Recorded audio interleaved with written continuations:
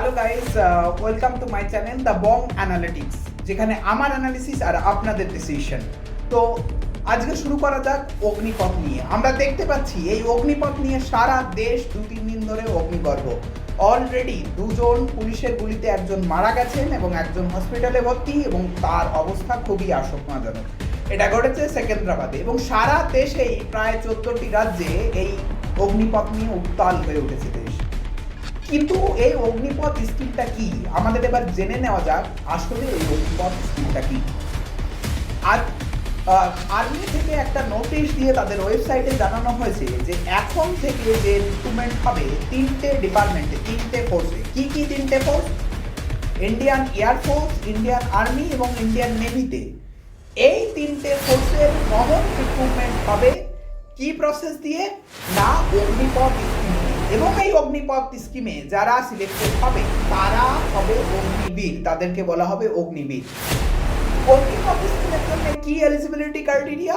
এর জন্য কাউকে 17.5 বছর থেকে 21 বছরের মধ্যে হলেই হবে। এটা হচ্ছে এজ লিমিট। এই এজ লিমিটের মধ্যে যে কেউ, যদি কেউ 10 এবং 12 পাস করে থাকে, তারা এই সিলেকশন প্রসেসে অংশগ্রহণ করতে পারবে। এখানে কত লোকের রিক্রুটমেন্ট করা হবে গভর্নমেন্ট এখনো স্পেসিফিক্যালি বলেনি, তবে এবছর বলা হয়েছে যে 46,000 অগ্নিবীর রিক্রুটমেন্ট করা হবে টোটাল এই 3টে ফোর্সের জন্য, ইন্ডিয়ান আর্মি, ইন্ডিয়ান নেভি এবং ইন্ডিয়ান এয়ারফোর্সের জন্য। কিন্তু এই 46,000 ছেলেই কি পার্মানেন্টলি অগ্নিবীর হিসাবে পরে ফোর্সে যোগদান করতে পারবে? না। স্কিমের রুলস অনুযায়ী বলা হয়েছে যে এর মধ্যে 1/4% অর্থাৎ 25% ছেলেমেয়েরা যারা পার্মানেন্টলি এই 3টে ফোর্সে যে কোনো একটা ফোর্সে রিক্রুটমেন্ট পাবে, এবং সেটা একটা এক্সামের মধ্যে দিয়ে নেওয়া হবে। কি এক্সামের মধ্যে দিয়ে নেওয়া হবে সেগুলো নিয়ে এখনো গভর্নমেন্ট কোনো কিছু বলেনি। তাহলে আজকে 46,000 জনকে নিয়োগ করা হবে অগ্নিবীর হিসাবে। তার 25% অর্থাৎ 11,500 জন যারা কিনা 4 বছর পরে পার্মানেন্টলি নিয়োগ হতে পারে, কিন্তু আর 35,000 জন তারা পার্মানেন্টলি নিয়োগ হবে না, তারা এখান থেকে বেরিয়ে যাবে। তারা কি কি সুযোগ সুবিধা পাবে? তারা বেরোনোর সময় 11,71,000 টাকা পাবে, এবং গভর্নমেন্ট ফোর্সের এত আন্দোলনের ফলাফল হিসেবে আজকে অ্যানাউন্সমেন্ট করেছে, কিন্তু তার কোনো অফিসিয়াল নোটিফিকেশন আসেনি যে তাদেরকে 10% সংরক্ষণ দেওয়া হবে সীমা সুরক্ষা বলে এবং আসাম রাইফেলে। কিন্তু তা বাদে কি তারা কোনো রকমভাবে এক্স সার্ভিসম্যান স্ট্যাটাস পাবে? না। সেখানে বলা হয়েছে যে তারা কোনো রকম এক্স সার্ভিসম্যান স্ট্যাটাস পাবে না, যারা শুধুমাত্র এই 4 বছরে একটা সার্টিফিকেট পাবে, এবং যে সার্টিফিকেটটা এনসিসির মতো স্কিল ডেভেলপমেন্ট সার্টিফিকেট হিসাবে তাদেরকে দেওয়া হবে, যাতে তারা পরে রিক্রুটমেন্টে কোনো রকমভাবে প্রায়োরিটি পেতে পারে।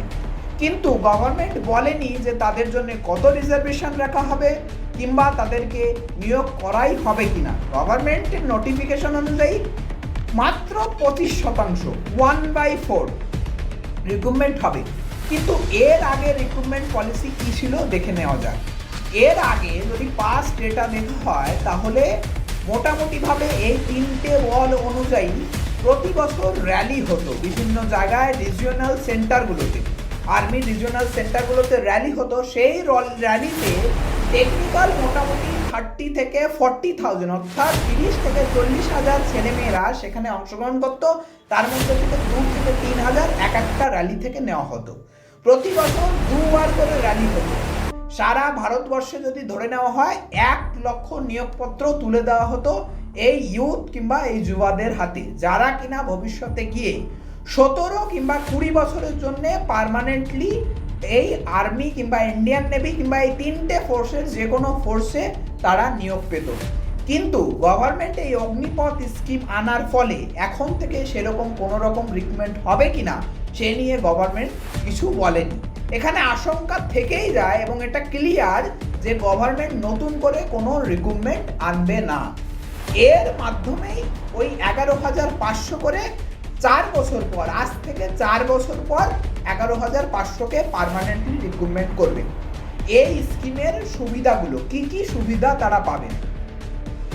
এই 4 বছরে তারা প্রথম বছরে তাদের প্যাকেজ থাকবে 4,61,000 টাকা। তার মানে প্রথম বছরে তারা ইন হ্যান্ড স্যালারি প্রথম মাসে 30,000 পেতে পারে।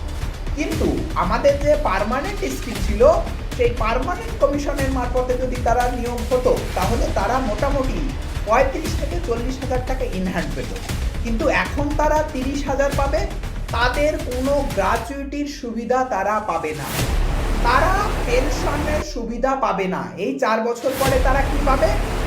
11,71,000 টাকা পাবে, যে টাকা দিয়ে মাত্র তারা বিজনেস কিংবা অন্য কোনো কিছু করতে পারে। এবং গভর্নমেন্ট প্রেশারের মুখে আজকে অ্যানাউন্স করেছে যে তারা কম হারে সুদে তারা ঋণ পেতে পারে ব্যাংক থেকে, কিন্তু তার জন্য কোনো স্পেশাল নোটিফিকেশন এখনো গভর্নমেন্ট থেকে দেওয়া হয়নি।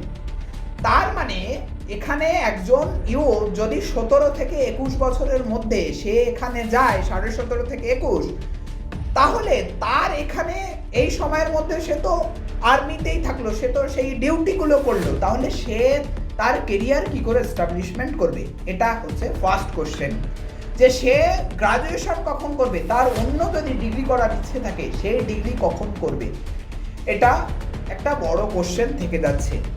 এবং তাদের কোনো স্থায়ী সমাধান নেই যে হ্যাঁ ভবিষ্যতে তারা পার্মানেন্টলি ওই ফোর্সে থেকে যেতে পারবে। তাদেরকে আবার পরীক্ষা দিতে হবে এবং মাত্র 25% পার্মানেন্টলি থেকে যেতে পারবে। তাহলে এখানে গভর্নমেন্টের কি কি সুবিধা আছে? এখানে গভর্নমেন্টের সুবিধা আছে যে পেনশনের বার্ডেন গভর্নমেন্টের মাথায় আসবে না, যে এত লক্ষ, যদি আমি 1 লক্ষ রিক্রুটমেন্ট হয়, আজকে 3 বছর ধরে রিক্রুটমেন্ট পায় না।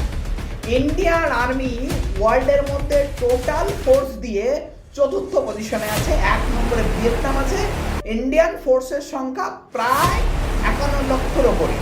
তাহলে এই 3 বছর ধরে কোনো রিক্রুটমেন্ট হয় না। এর আগে রিক্রুটমেন্ট হতো প্রায় 1 লাখ করে বছরে। এই 1 লাখের জন্য গভর্নমেন্টের কিন্তু পেনশন স্কিম, গ্র্যাচুইটি এবং অন্যান্য সুযোগ সুবিধা দিতে হতো, যার ফলে যে একটা বড় গভর্নমেন্টের বার্ডেন পড়তো। গভর্নমেন্ট আজকে ঘুরপথে কি বলতে চাইছে? 46,000কে নিয়োগ করিয়ে মাত্র 11,500কে পার্মানেন্টলি দেওয়া হবে। তাহলে গভর্নমেন্ট 4 বছর সময় পেয়ে যাচ্ছে, এই 4 বছরে কোনো রিক্রুটমেন্ট হবে কিনা তার কোনো ঠিকানা নেই। তাহলে 4 বছর সময় গভর্নমেন্ট পাচ্ছে, যেখানে ওকে অতটা বার্ডেন সহ্য করতে হবে না। আর সেকেন্ডলি 4 বছর পরে মাত্র রিক্রুটমেন্ট করতে হবে 11,500 জনকে, সেই 1 লক্ষর পরিবর্তে। তার মানে রিক্রুটমেন্ট সংকুচিত হচ্ছে, গভর্নমেন্টের ইকোনমিক্যাল বার্ডেন সেটা কমে যাচ্ছে, এখানে গভর্নমেন্টই সুবিধা পাচ্ছে। এবং শুধু তাই নয়, আজকে সেনাবাহিনী এবং সমস্ত ফোর্সে আমাদের অ্যাভারেজ এজ, মানে এই ফোর্সের এমপ্লয়ীদের অ্যাভারেজ এজ আছে 32 ইয়ার্স, কিন্তু এই অগ্নিপথ স্কিমের জন্য মাত্র 17.5 থেকে 21 বছরের যারা, তারাই এলিজেবল এবং 4 বছরের এমপ্লয়মেন্ট থাকবে, যার ফলে এই অ্যাভারেজ এজ, এই ফোর্সের অ্যাভারেজ এজ 32 থেকে কমে 26-এ চলে আসবে। এবং এরা কি আরেকটা সুবিধা বলা হয়নি, যে সুবিধাটা এরা পাবে, হ্যাঁ ইন্স্যুরেন্সের সুবিধা এরা পাবে।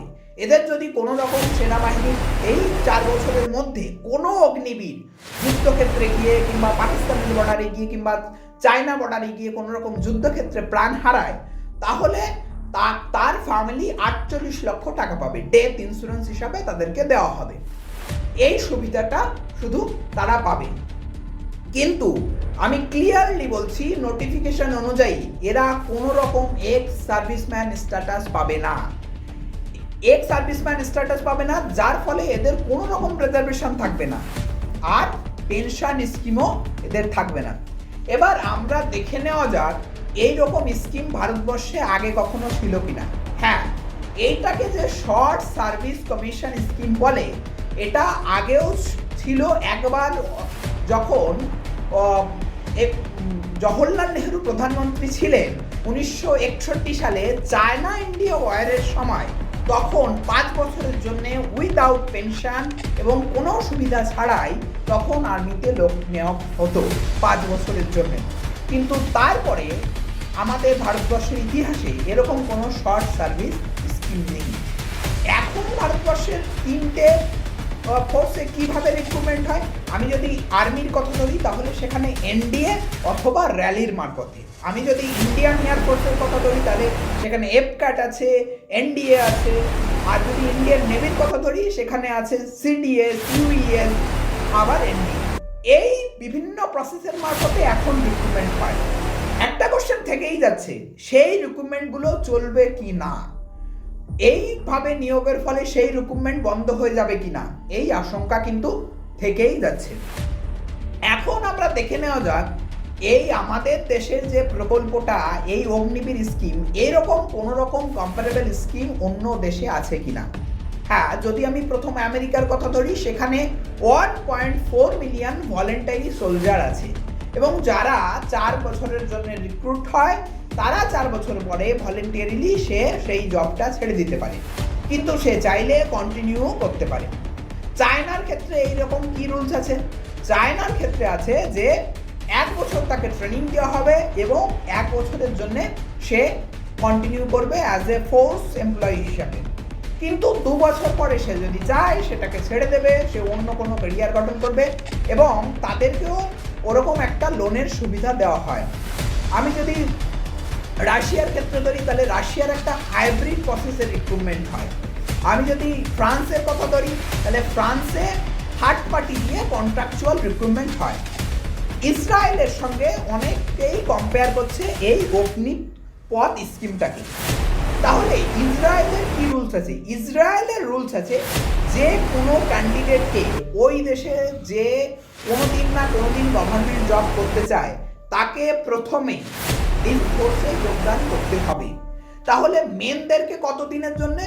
কোনো ছেলেকে 32 মাসের জন্যে তাকে ওই সার্ভিস দিতে হবে অ্যাজ এ ফোর্স, আর একজন মেন, একজন মহিলাকে তাকে 24 মাসের জন্যে পার্মানেন্টলি বাধ্যতামূলক সার্ভিস দিতে হবে অ্যাজ এ ফোর্স এমপ্লয়ি হিসাবে। তারপরে সে যে কোনো চাকরি করতে যেতে পারে। তার মানে ওখানে এটা যে কোনো এমপ্লয়ি পার্মানেন্টভাবে তাকে প্রথমে ইসরায়েল ফোর্সে যোগ দিতে হবে। ইন্ডিয়াতে কি সেরকম কোনো কিছু হচ্ছে না। ইন্ডিয়াতে 1 লক্ষ আগে নিয়োগ হতো, সেই নিয়োগকে চেপে দিয়ে বলা হচ্ছে 46,000 এবছর, পরের বছর আরও কমও হতে পারে, এর থেকে বেশিও হতে পারে, সেটা আমাদের অজানা। তার মানে পার্মানেন্টলি যে কোনো ক্যান্ডিডেটকে প্রথমে ফোর্সে যোগ দিতে হবে এরকম কোনো কথা ইন্ডিয়ান গভর্নমেন্ট বলছে না, যেটা কিনা ইসরায়েলে আছে। তার মানে ইসরায়েলের যে রিক্রুটমেন্ট হয় সেই রিক্রুটমেন্ট তাদের নিয়ম অনুযায়ী চলে, কিন্তু প্রত্যেককে অ্যাট ফার্স্ট তাদেরকে সার্ভিস দিতে হবে, কিন্তু ইন্ডিয়াতে সেরকম নয়। তাই আমরা কোনো রকম ইন্ডিয়ার অগ্নিপথটাকে ইসরায়েলের সঙ্গে কম্পারেবল করতে পারি না।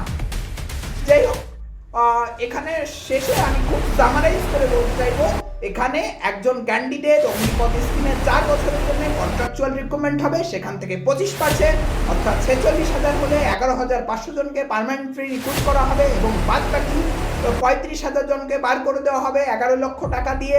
তারা কোনো রকম পেনশনের সুবিধা পাবে না, তারা কোনো গ্র্যাচুইটির সুবিধা পাবে না, তারা কোনো এক্স সার্ভিসম্যান স্ট্যাটাস পাবে না। এটা এই 3-4টে জিনিস পুরোপুরি ক্লিয়ার এবং গভর্নমেন্টের সুবিধা হবে, ইকোনমিক্যাল বার্ডেন কমবে। থ্যাংক ইউ গাইস, আজকে এই পর্যন্ত। এই ভিডিওটা ভালো লাগলে অবশ্যই শেয়ার করবে এবং লাইক করবে। আর নেক্সট দিন আমরা আবার আরেকটা অ্যানালিসিস নিয়ে আসবো, অবশ্যই দেখতে থাকুন দ্য বং অ্যানালিটিক্স, যেখানে আমার অ্যানালিসিস আপনাদের ডিসিশন।